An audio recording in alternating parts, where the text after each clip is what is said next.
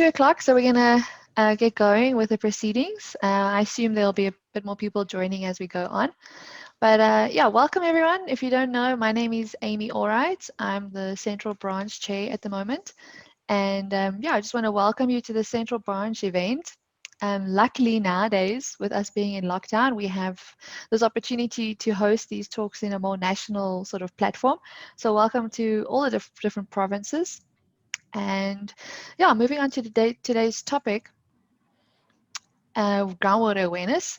We had a really good interest with a lot of people registering, so it's nice to see that this is something relevant that people want to chat about and hear about, which is great. Yeah, this is the second event of 2021 already, the second online event. And yeah, we just want to welcome everyone. And like I already said, lots of people have registered from all spheres. We've got from Department of Water Affairs, I see, and other groundwater sectors, consulting, some academics, and even one international attendee registered. Shout out to you, Jude Cobbing. Yeah, so as I already said, if you didn't hear, the signing of the attendance register is just to type your name into the comments box with your affiliation or company name. And as the talk goes through, you're more than welcome to comment your questions and notes or suggestions or comments.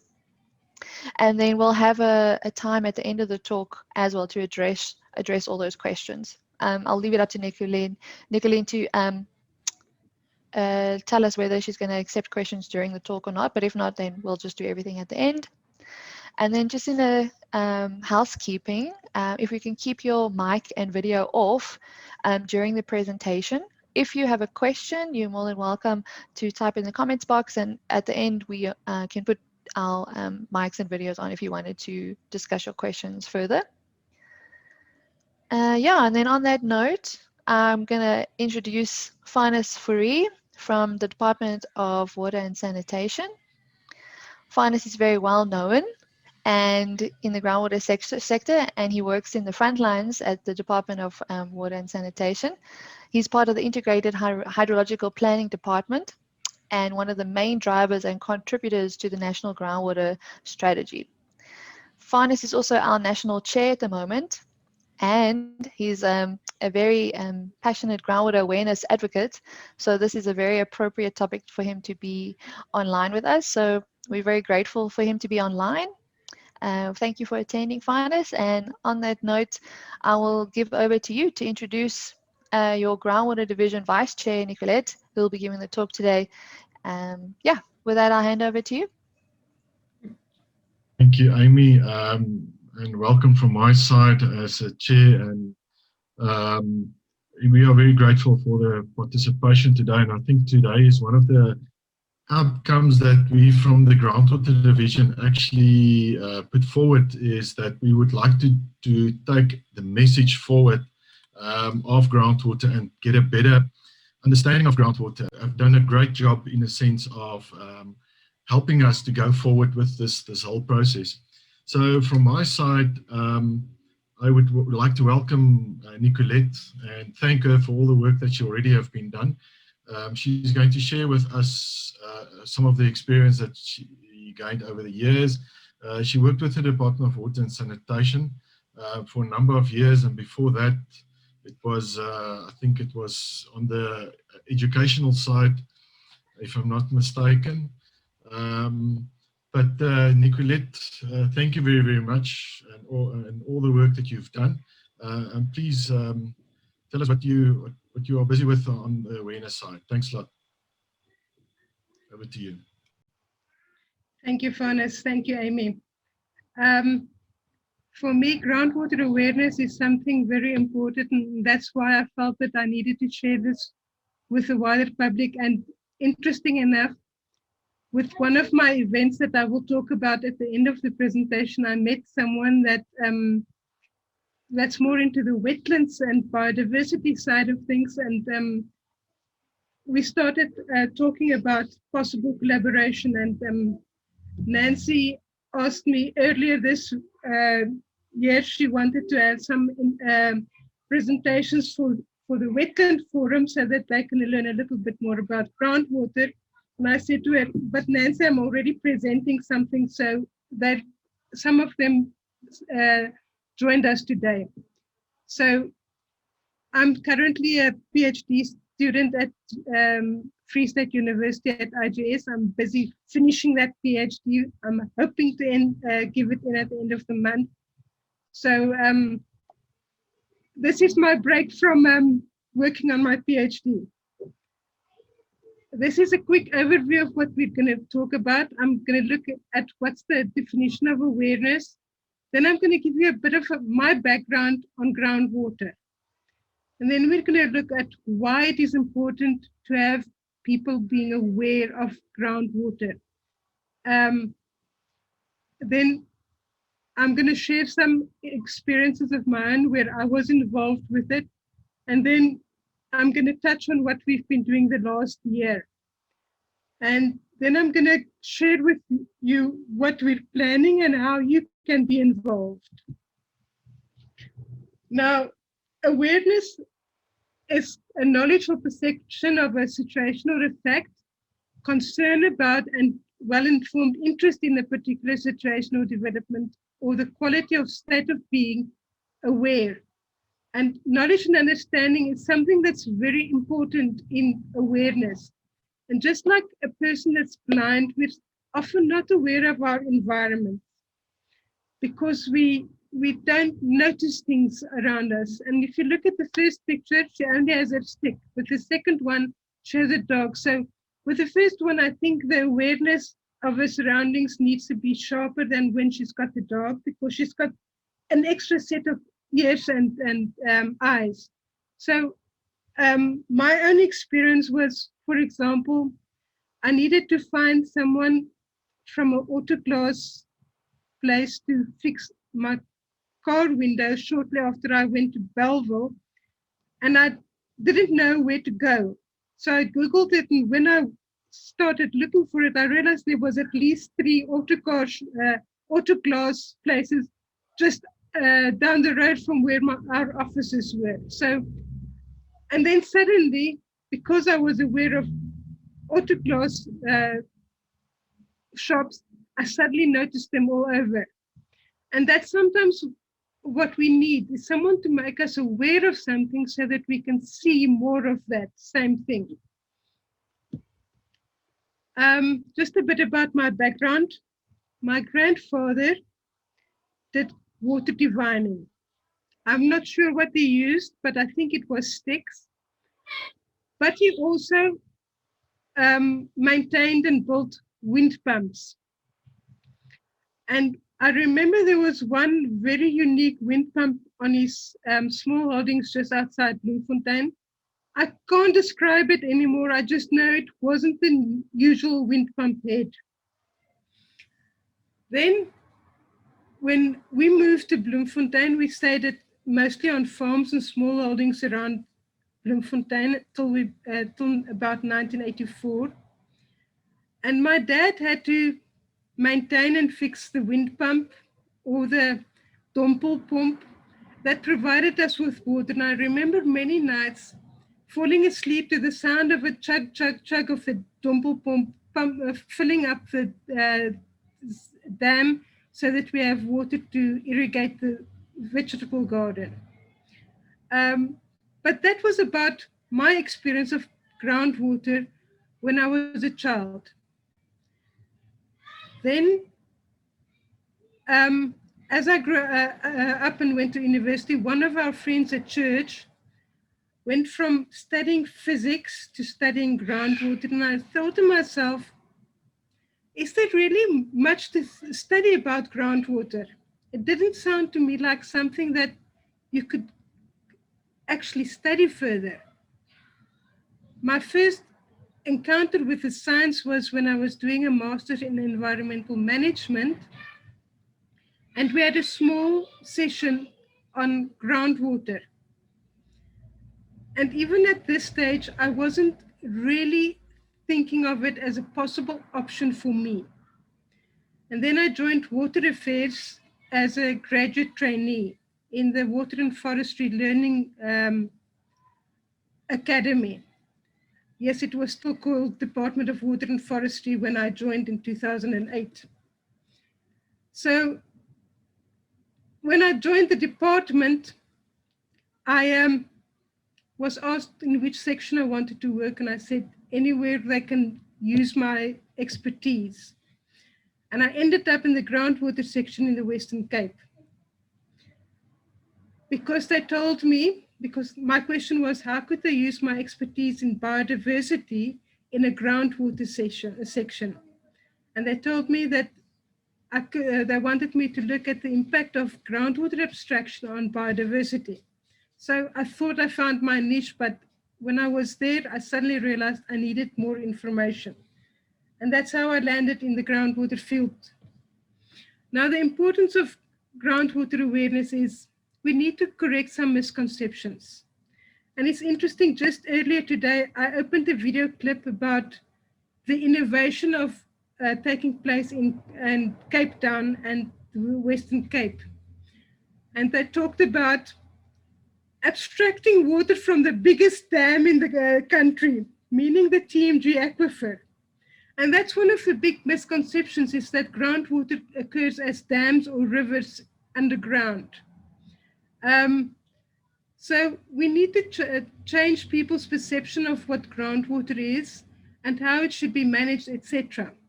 But it's also to inform the general public. Most people don't understand much about groundwater, and you ask them about boreholes, they don't even know what you're talking about. And then if you start getting more complex, they're even more lost. But we also need to build an understanding of groundwater with other scientists. That's partly why I was thankful for Nancy to try and bring the subject of groundwater to the Wetland Forum. Because groundwater and wetlands are interrelated, but groundwater is also related to biodiversity and so many other fields. And one of the biggest problems I had with when I was working at the department was getting engineers to understand groundwater, because they're very strict on figures and things like that. While with groundwater, we kind of guess still in a lot of cases. So that is some of the issues about issues that gives us the importance of groundwater awareness. But there may be more. This is just a few that I found in my experience. My involvement, I will share a bit more in pictures later on, but I was part of the Jamboree in 2010, in which the department went to different parts of the Western Cape to try and get the community to come and talk to the department and to find out what the department is doing for them. And then for this Jamboree, I developed some groundwater information pamphlets. And then a couple of years later, we did a school's visit for the World Water Day, and some of the experiences during the drought that we had in the Western Cape. So that is some of the information from the Jamboree. We visited 2 sites in each of the catchments of the Western Cape.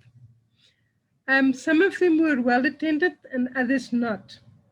Now, if you look at the displays there, sorry for the quality of the photograph on the left-hand side, there was some of my the stuff that I put out for display, pamphlets, some rocks, some instruments, so that I could explain to the people a little bit more about groundwater. Yes, there's even some posters in the background. And it was clear from this experience that you get some very knowledgeable people out there that's very aware of their surroundings, and you get people that don't really have a clue about what groundwater was. But this thing of the river or the dam underground came up very often during these discussions. But it was, for me, with a teaching background, it was very nice to share my knowledge. And that's partly why this was so important to me, to start sharing my knowledge. When you're a teacher, you always want to share what you've learned, whatever the platform. This is some of the pamphlets that I made. The first one was just a very basic one, showing in pictures a little bit about groundwater monitoring and everything that's related to it. So you can see some of the rain gauges and the boreholes and the instruments that we've been working on with during my time at the department. The next one was drawing from the NORA toolkit that gave some information how you can monitor your own borehole. And I just summarized it and put it in a little pamphlet that could be printed on an A4 page and then folded. And that's something that I started building on, but the rest of my work overtook this initiative at one stage and I couldn't get further. Then our school visits at World Water Day. We worked with the 2020 team that does the work with the schools. You'll see some of them in this photograph at on the bottom, Bongo and Elaine. And they were very good at organizing this. For this year, we went to the Olifantsdoorn around Groundwater. And in the photograph on the right-hand side, you'll see my colleague Brian Dyson busy telling the kids about the borehole that provides water to the school that they attend. And it was actually interesting, the photograph on the left-hand side on the top, that the school on its one wall had painted that water is scarce and should be used sparingly. And it showed that the people around there was aware about drought and water scarcity, and they taught it to the kids, but not all of them understood where the water came from and what they can do to help protect the boreholes, because very often in these rural communities, they find an open borehole or a semi-open borehole, and they start putting rocks down these boreholes. And we actually lost quite a number of monitoring boreholes because kids that was a bit bored and didn't have much to do started dropping stones down these boreholes. Just a little bit about our most recent experience. In 2019, I was asked to man the display stand for the Groundwater Division at the 8th World Conference on Ecological Restoration, called SER 2019. And we had the nice posters that I could put up for both the IAH and the Groundwater Division, but we had very few pamphlets and other little things that we could hand out to spread the information about groundwater. I did the best I could, but it actually made me realize the need for more pamphlets and groundwater information sheets and things like this. And this is where I want to thank Jules, for example, for the work they're putting up on LinkedIn. I've seen quite a number of things on groundwater management and MAR and things like that they've put up there. And I think Alicanto did a few things as well. And that's the kind of things that we need to share the information about groundwater.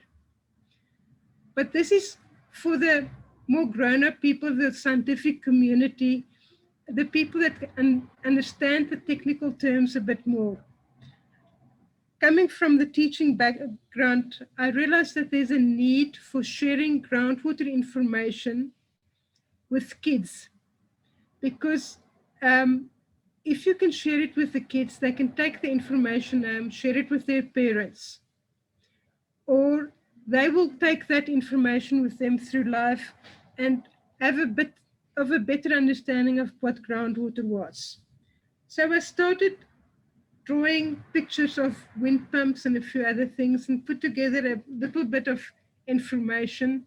And I shared this information with Ilanda and with Marlies and said, this is what I'd like to do. We need to do something about it. And at about the same time, Ilanda got a request through Yazid for groundwater information for a school. So last year we piloted the little activity book, Groundwater in Color. You see the front page there. Ilanda took one of my sketches and made it a bit more colorful and gave it some flair. And we shared this information with one of the first schools. Apparently it was a big hit, and it ended up with a coloring in competition where the kids had to color in exactly this picture that you see here. The prize giving was done through during this week. I'm sure Ilanda will share the photographs for the prize giving on the web page with you guys.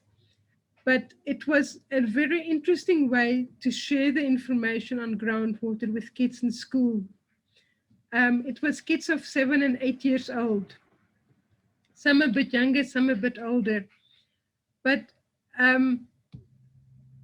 this is actually just the start. It's not a complete set of information and activities yet. I'm still working on it. But this is what we've done in the last year or two. Now the way forward. I'd like to complete this activity book, but I might need to get some inputs from you guys to help us with that. Then we need to compile additional educational material for schools, but maybe not just for schools.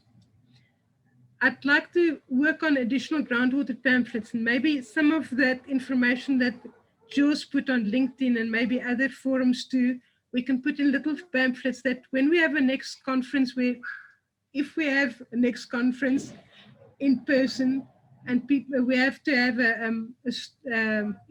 a stall or display, that we can have this information available to the public. And then the groundwater project started with John Cherry. It's an initiative that he started with a group of other people. They're now looking at taking groundwater information and translating it to make that material available to people with different languages.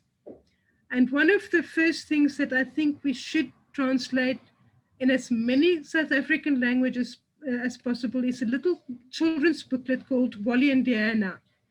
It's already in English and 1 or 2 other languages, but I believe that it's a very nice way to share groundwater with kids.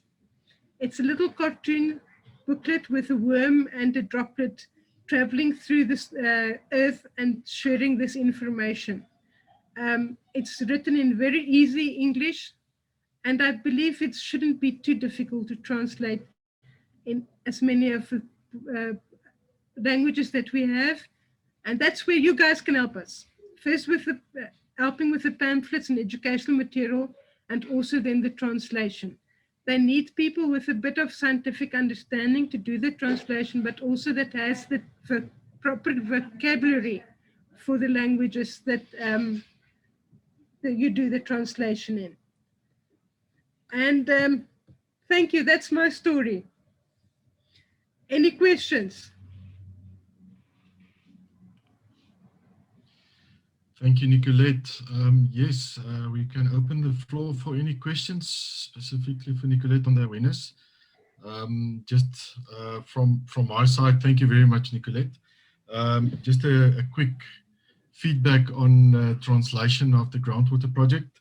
The Wally and Diana there's already a translation ongoing on the Afrikaans version. So we still got another 9 official languages that we need to translate it into. So any takers are welcome. Then Anybody that would like to ask Nicolette a question before I'm going to give another comment? You can put it into the chat as well. Okay, not at this stage, but let me also just from the Groundwater Division side, we would like to put up some of the educational material or awareness material onto the Groundwater Division website. So we already contacted some of the consultancies. I'm quite aware of a number of consultancies that have done projects with communities, with schools, that produces material that they used when they're doing this awareness. And we from the Groundwater Division side would like to support this these projects, or not the project as per se, but the material, and provided a platform for you to distribute the information and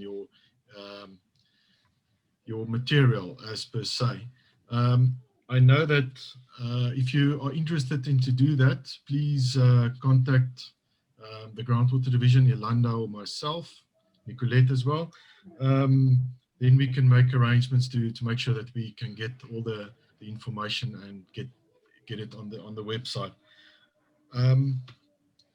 Then I know that the Department of Water and Sanitation already started in 1989 already in the Northern Cape with awareness at communities and schools. Myself was involved at the school where we provided awareness of close to 900 children. And those type of material are available, and you can actually go to the departmental website and you can actually download some of this material. Now the department also developed 3 nice posters on good groundwater management and bad management and good water services and so forth. These posters are available for download. If you would like to take these information with and distribute it, it's freely available. But it will also be available on the Groundwater Division website. I'm not seeing any other questions. Or if you would like to ask a question, you can just open your mic if you want and just ask the question. Vanessa, I forgot to mention about the drought in 2016 to 2018. Yes. I had to share a lot of information with people that wanted to have alternative water resources and things like that. So that added to the information that we had to share. So even in our everyday life as water affairs officials, water and sanitation officials, we had to share this kind of information with the general public. And I have to add about the Groundwater Division conference coming later this year. We will have some more information for you later, but the topic of it is resilience and visibility. And the Groundwater Project is currently running something online, and their title also has to do with raising the visibility of groundwater. So it all adds in with groundwater awareness. Yes. Okay. I see there is something on the chat that came in.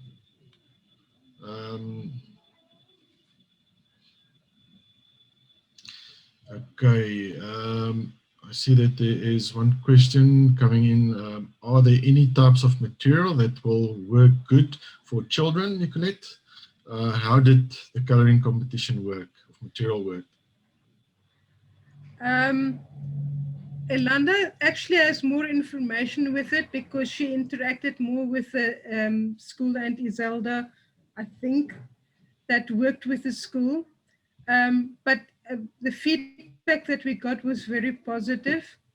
At this stage, the activity book basically consists of a couple of pictures to color in about groundwater, and a little bit of writing around it, telling a little bit about groundwater. It's still something that we're working on, but we're trying to keep it simple, have as many activities in it as possible, even include a few small experiments.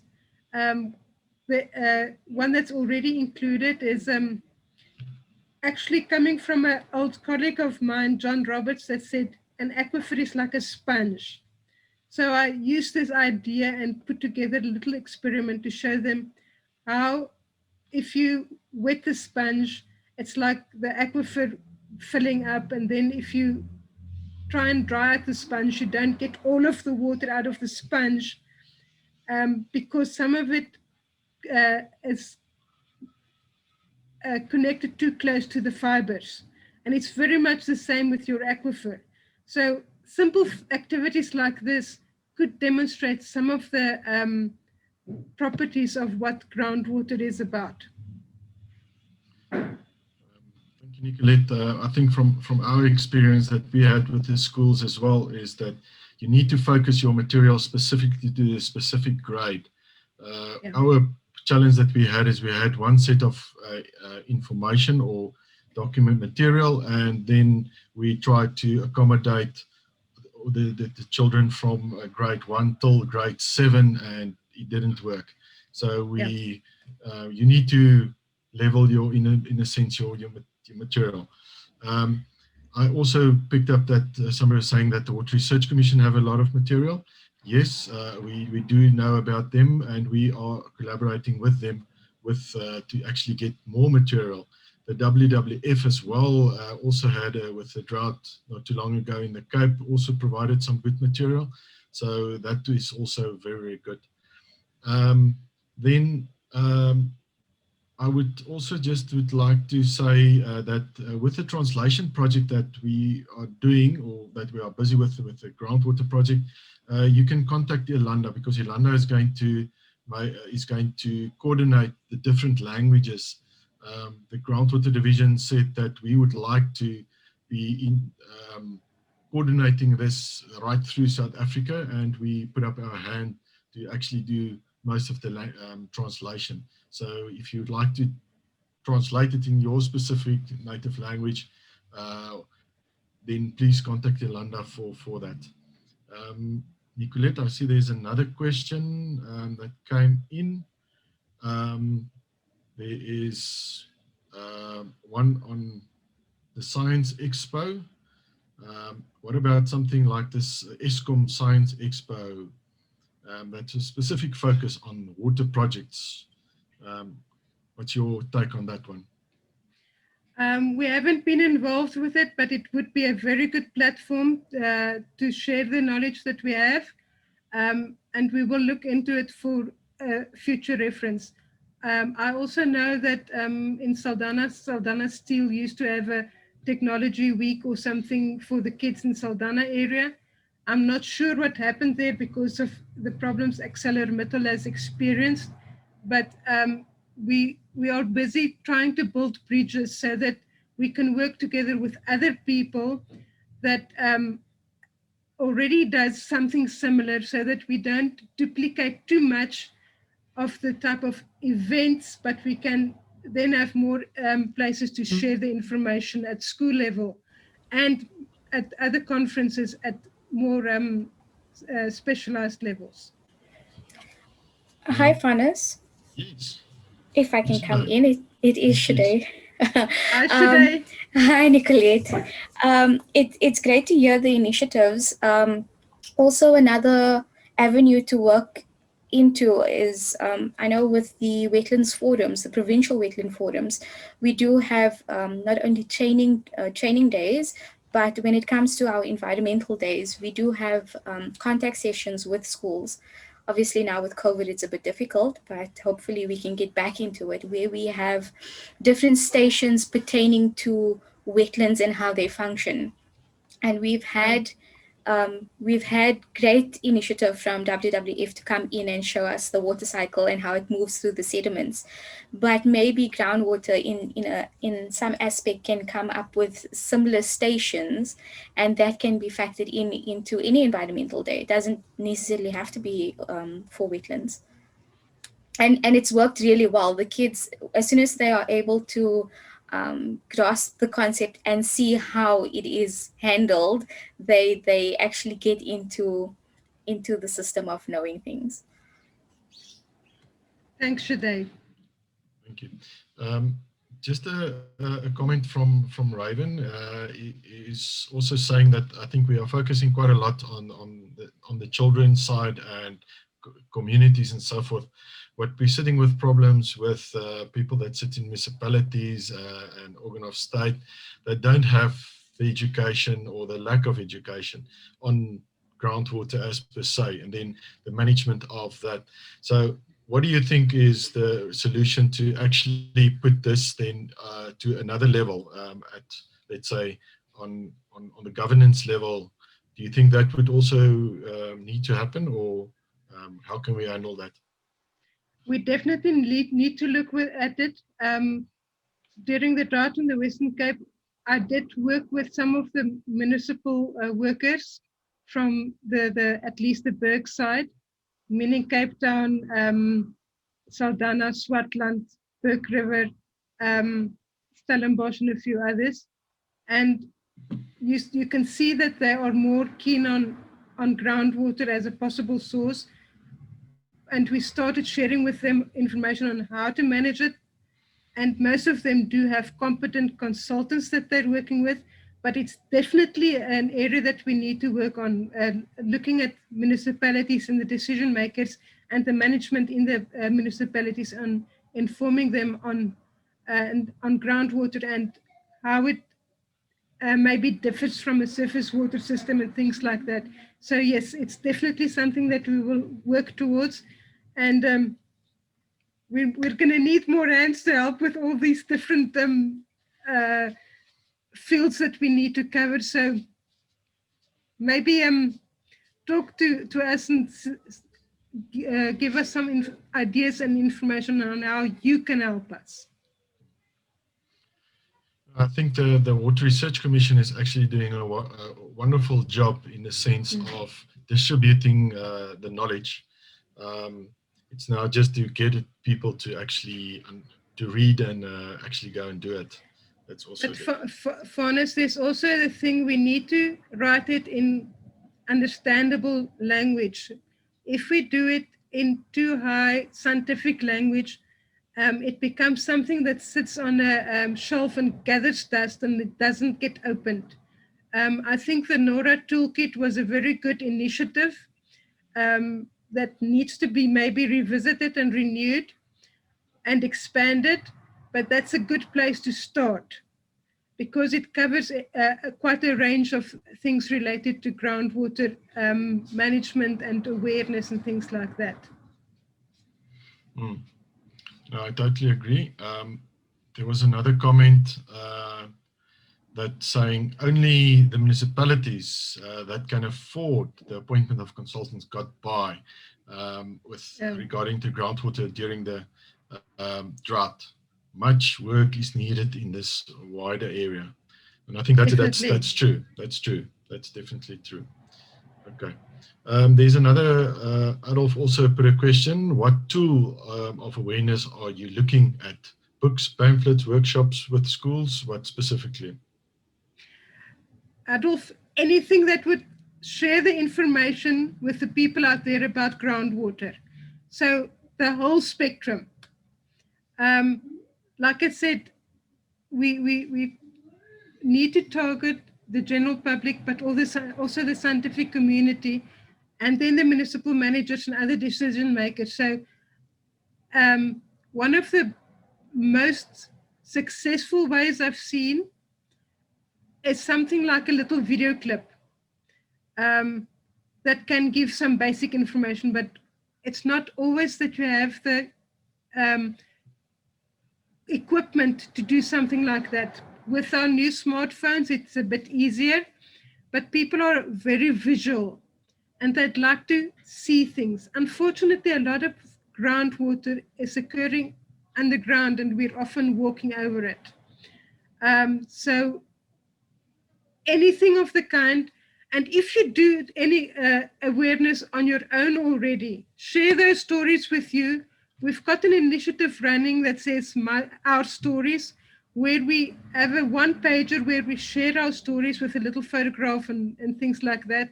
You'll see a little bit more of it coming through soon. But there you can also share some of those experiences that you've had with groundwater experience. And I'm sure Isolde would like to share a few of those stories with us from her experience. Yes, Isolde, I see that you gave a comment that you were quite involved, and I think that was where Nicolette and the coloring competition actually came in. And we're very happy that you said that you are planning more groundwater workshops on the primary and high school level going forward, making kids aware of the natural resources. So thank you very much for your initiative that you actually took. So I don't know if you would like to say a few words because you were very closely involved in the initiative.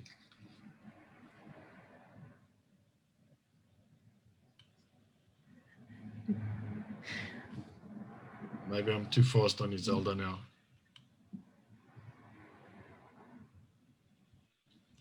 Okay, maybe Isolde will come to us a little bit later.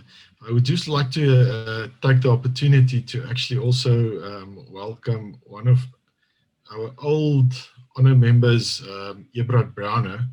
And he was involved in a number of awareness projects, not maybe awareness at the school level, but at making sure that at a government level, actually, that municipalities as well as the government is actually understanding where groundwater is coming in, and have done a lot of work with the Water Research Commission, and was also quite involved in the groundwater strategy. So he understands what we are talking about. So Ebrard, from our side, very welcome. I see Gideon Terdu is also here. So welcome, Gideon, to you as well. Also quite old hand in this and know precisely what we are talking about when we're talking about awareness and how we need to go forward. Is there any other questions that you guys like to ask Nicolette? You can put it up in the chat, or you can just open your mic before we're going to close.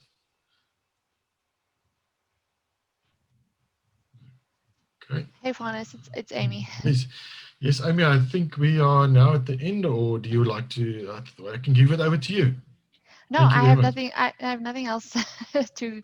I just wanted to share. I just wanted to share a comment, and then you can close. No worries. Nicolette, so are you actually opening it up to people who would like to volunteer their services to contact you?